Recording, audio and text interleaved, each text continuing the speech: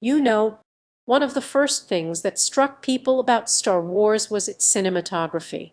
Filmed on a relatively modest budget, the 1977 film was a game changer in terms of how movies would be shot and presented for years to come. Veteran cinematographer John Dykstra, who worked with George Lucas on the original film, explained that Lucas' vision was fundamentally different from that of most science fiction filmmakers of the time.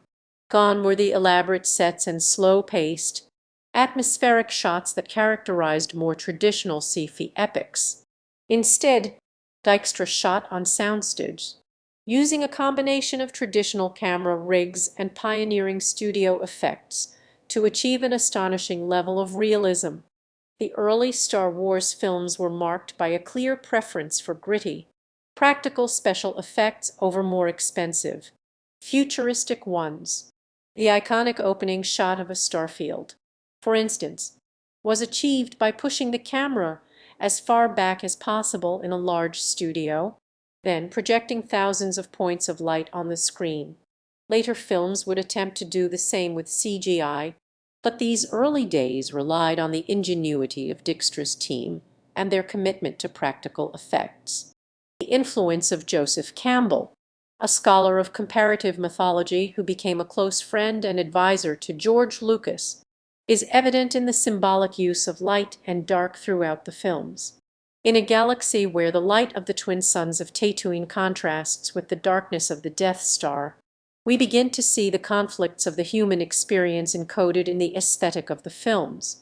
The use of point-of-view shots, particularly in scenes where the characters gaze out at the galaxy, is another distinctive aspect of the film's cinematography. It creates a sense of intimacy and immediacy, inviting the viewer to share in the wonder and awe that the characters experience.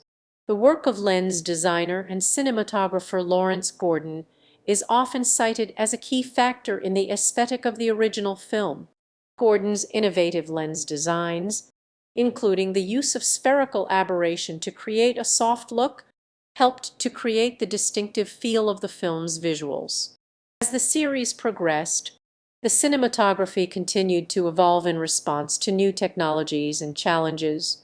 The transition to digital cinematography, initially a departure from the more tactile, film-based approach of the early films, proved to be a flexible and innovative move that allowed for greater control and precision in post-production.